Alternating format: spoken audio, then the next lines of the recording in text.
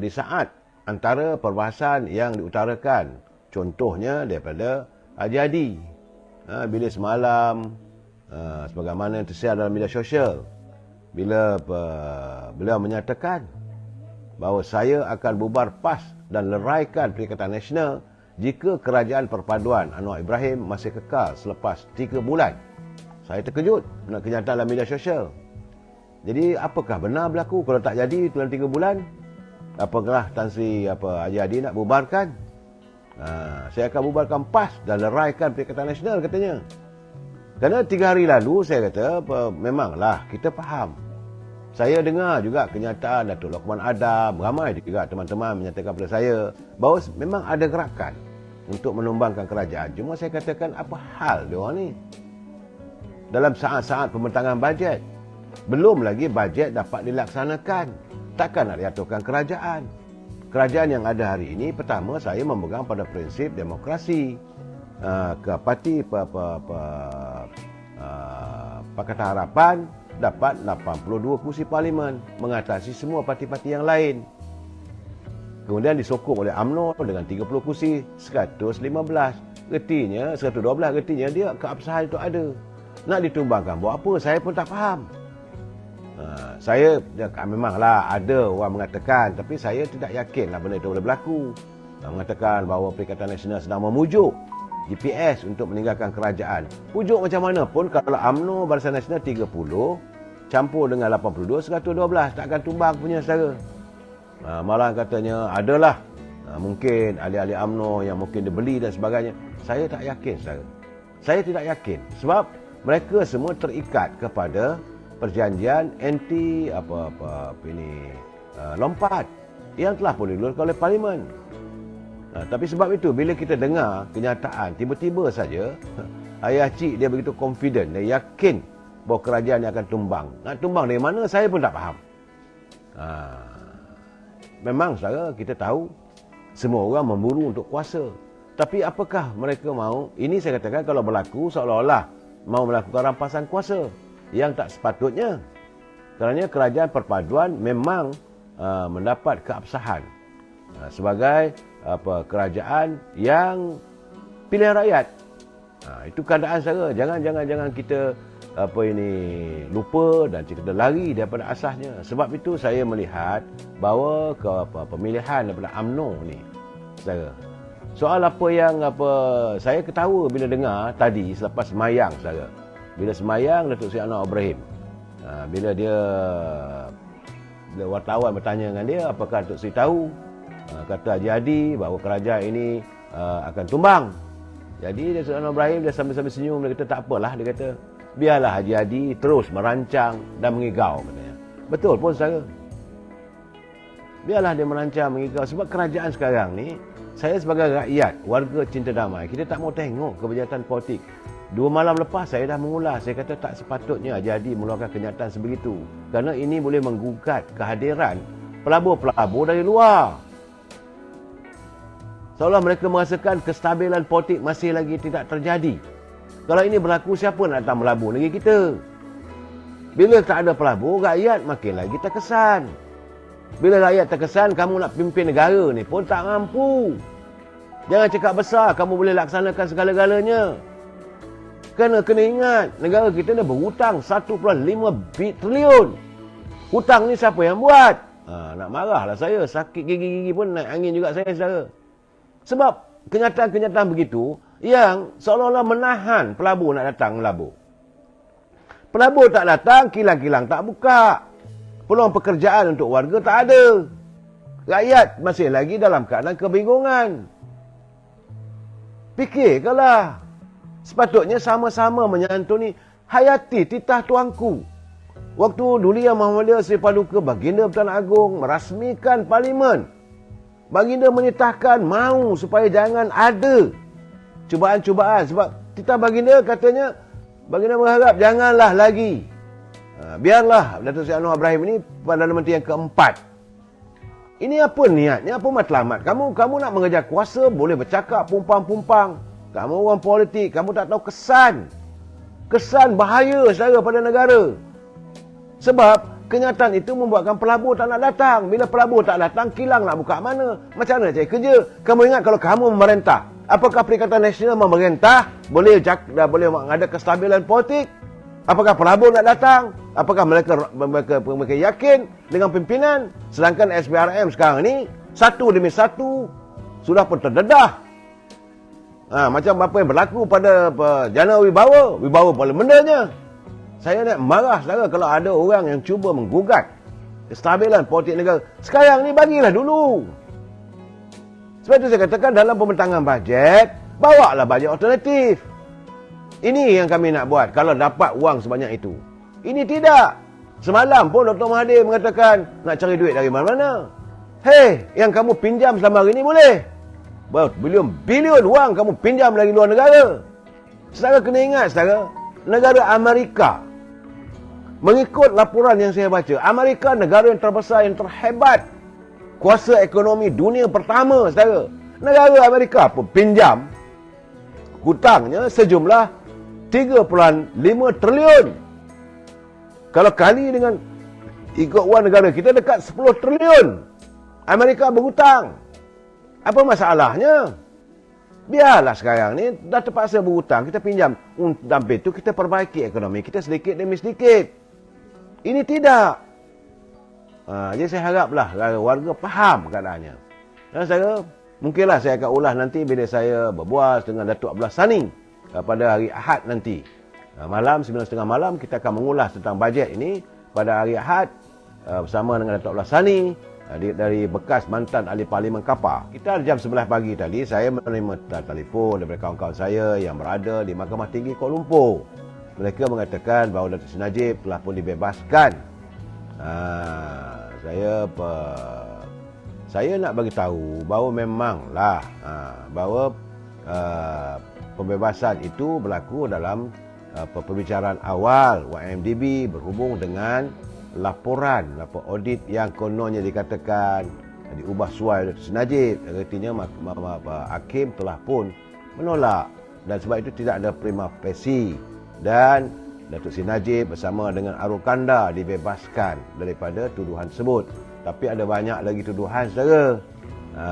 Dan begitu juga dengan pembicaraan kes SRC sejumlah 27 juta juga katanya sekarang ni telah pun bertukar hakim di Mahkamah Tinggi. Kerana Hakim Kim Muniandi menggantikan Hakim Muhammad Zaini Mazlan yang kini menjadi Hakim Mahkamah Rayuan. Jadi sebab itu semasa sebutan kes hari ini boleh menetapkan pengurusan kes tersebut pada 29 Mei akan datang. Terdahulu saudara, Hakim Pendahulu Timbalan Pendahulu Raya Muhammad Ashraf Adrin Kamaru berkata kedua pihak sebelum ini memohon kepada mahkamah agar pembicaraan kes itu ditangguhkan kerana keputusan permohonan Datuk Seri Najib untuk menyemak semula rayuan kes penyelewengan 42 juta SRC di Mahkamah Persekutuan belum diputuskan. Jadi saudara, isu yang membuatkan Datuk Seri Najib berada terkurung di penjara Kajang adalah dalam isu tuduhan penyelewengan 42 juta dari dana SRC. Yang pagi tadi, jam 11 pagi tadi adalah pembicaraan berhubung tentang 1MDB. Betul lah SRC itu sebahagian daripada 1MDB. Tapi bila Datuk Seri Najib dituduh dalam mahkamah, Hakim Nazlan yang menjatuhkan hukuman Datuk Seri Najib terpaksa menjalani penjara selama 12 hari, 12 tahun. Saudara. Jadi hukuman itu kekal sehinggalah apabila diadakan semakan semula dan sebagainya. Itu keadaannya, saudara. Jadi artinya Datuk Seri Najib lepas saja bersama dengan Arwah Kanda dibebaskan daripada kes untuk meminda laporan audit itu, dibebaskan tentang tuduhan meminda laporan audit. Tapi dia terus dibawa juga ke penjara Kajang. Ini kena faham, saudara. Banyak kawan-kawan telefon saya, ada juga Datuk dia kata, Tok, seronok lah you, Datuk Seri Najib dah dibebaskan. Saya kata, sabar. Dia boleh dibebaskan dari penjara Kajang hanya selepas pembicaraan SRC yang diminta kajian semula ataupun judicial review. Jika itu berlaku, ada kemungkinan Datuk Seri Najib boleh dikeluarkan dari penjara. Tapi kes masih berjalan lagi, YLB dan sebagainya. Itu keadaannya. Saya tengoklah sekarang ni, saudara. Kes yang melibatkan Datuk Najib ni berbolok-bolok, saudara. Melibatkan YNDB, melibatkan hakim, melibatkan macam-macam. Jadi rakyat pun kata apa cerita sebenarnya. Sehingga kan saya melihat, saudara, kenyataan Tun Abdul Hamid. Beliau merupakan mantan Ketua Hakim Negara. Dan akhirnya Tun Abdul Hamid menulis dalam tulisannya, dalam media sosial yang saya baca, saudara, beliau mendakwa bahawa Mahkamah Persekutuan seolah-olah membuat undang-undang sendiri. Itu merupakan pandangan yang saya rasa amat kritis dari seorang pakar perundangan kerana beliau pernah menduduki kursi tertinggi bahagian kehakiman sebagai Ketua Hakim Negara. Bila dia mengatakan bahawa Mahkamah Tinggi seolah-olah saudara, membuat undang-undang sendiri. Ini yang saya rasakan seharusnya difikirkan. Saya haraplah agar Yang Berhormat Datuk Azalina Osman dapat berunding dengan Ketua Hakim Negara ataupun bahagian-bahagian judisiari bagaimana untuk membaiki. Kerana menurut apa yang saya bacalah, kerajaan sewajarnya mengambil solusi yang tuntas untuk menangani isu ini sebelum ia melarat lebih jauh lagi dengan mengembalikan semula prinsip keadilan sebenarnya yang diyakini ada ketelusannya. Itu saja. Bagaimanapun tadi selepas hari ini mesyuarat kabinet dan jurucakap kabinet Saudara Fahmi Fadzil, dia menyatakan apa yang berlaku dalam pembebasan Datuk Seri Najib dalam kes YNDB untuk meminda kata atas tuduhan, meminda laporan audit itu, dia kata kerajaan tak campur tangan. Memang pun kerajaan perpaduan tidak berhasrat untuk mencampuri urusan di mahkamah. Saudara, jadi menurut Saudara Fahmi, keputusan itu merupakan proses mahkamah yang perlu dihormati. Katanya selepas dalam sidang media pasca mesyuarat kabinet, saudara. Baik, saudara. Saya juga ingin memberitahu bahawa kerajaan perpaduan telah pun mengambil keputusan untuk melanjutkan jawatan Tan Sri Idrus Harun sebagai Peguam Negara. Demikian menurut pengumuman itu dibuat oleh Ketua Setiausaha Negara Tan Sri Muhammad Zulkifli Ali. Dan kenyataannya dia berkata, Duli Yang Maha Mulia Yang di-Pertuan Agong Sultan Abdullah Sultan Ahmad Shah memperkenankan pelantikan semula Idris Harun untuk tempoh 6 bulan berkuat kuasa bermula pada 6 Mac ini. Pelantikan itu selaras dengan Fasa 1 Perkara 145 Perlembagaan Persekutuan. Ingat saya, Idris Harun dilantik pada Mac 2020 menggantikan Tommy Thomas. Itu keadaannya saya tak tahulah. Bagaimanapun, saya juga melihat kenyataan-kenyataan, contoh daripada Majlis Peguam, yang mereka nampaknya sudah mula berbeza pendapat dengan Tengku Maimun. Selalunya, saudara, Majlis Peguam ni dia memang menentang, yang paling vokal menyatakan pendirian apabila berlaku konflik perundangan di negara kita. Mereka selalu mengatakan without fear of favor. Tapi nampak gayanya mereka mendakwa, sebab mereka mendakwa mereka tidak berpolitik. Jadi dalam keadaan begini, mereka semua berpandangan pendirian adalah tentang berhubung dengan Hakim Nazlan. Kerana banyak pihak mempersoalkan keabsahan kenyataan Ketua Hakim Negara mengenai siasatan SPRM ke atas Hakim Nazlan. Jadi dalam keadaan begini, kita tak tahulah, terpulanglah pada Majlis Peguam untuk membuat kenyataan sama ada mereka bersetuju atau tidak bersetuju dengan keputusan Tengku Maimun yang menyatakan untuk siasatan mesti ada dia punya minta berhubung dengan pejabat Ketua Hakim Negara. Itu keadaan, saudara. Saya tak tahulah. Baik, saudara. Kita bercakap soal bajet sekejap. Ada cerita perundangan bajet. Cuma hari ini Parlimen tak bersidang. Saya melihat selama 2 minggu berturut-turut ni, saudara, saya mendengar setiap ucapan, saya menghayati apa yang dibangkitkan oleh setiap wakil rakyat, daripada bermula dengan Ketua Pembangkang sampailah semalam, keseluruhannya selalu saya katakan bahawa nampaknya ahli-ahli Parlimen daripada Sabah dan Sarawak yang dilihat banyak mengutarakan masalah rakyat. Cuma saya merasa hairan Dulu-dulu selalunya bila bajet ini dibentangkan oleh Menteri Kewangan atau kerajaan, selalunya ada bajet alternatif yang dikemukakan oleh parti pembangkang. Tapi kali ini nampak gaya tak ada. Apa yang ada cuma cakap je lah. Pumpang. Lain kali Parlimen masih lagi seolah-olah mau mengulangi peristiwa masa silam. Bergaduh sama sendiri, terjerit, terpekik, terlolong. Saya kecewa melihat keadaan begitu. Sepatutnya pimpinan pembangkang perlu mengutarakan. Kami tak bersetuju dengan apa yang dibentangkan oleh Datuk Seri Anwar Ibrahim.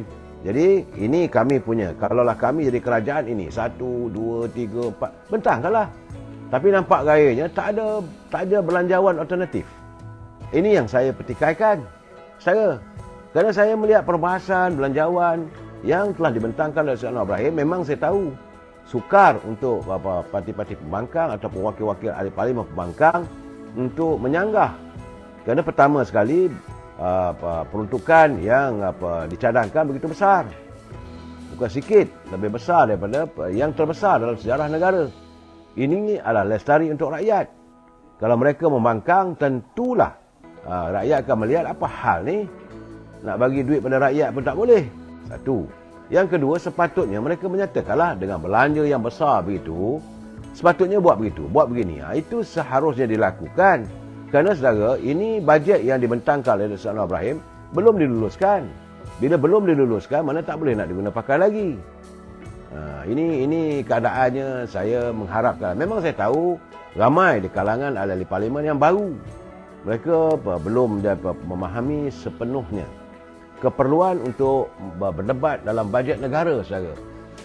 Itu keadaannya, saudara. Jadi kita haraplah supaya kita tak mahu zaman tank kosong ini berlarutan.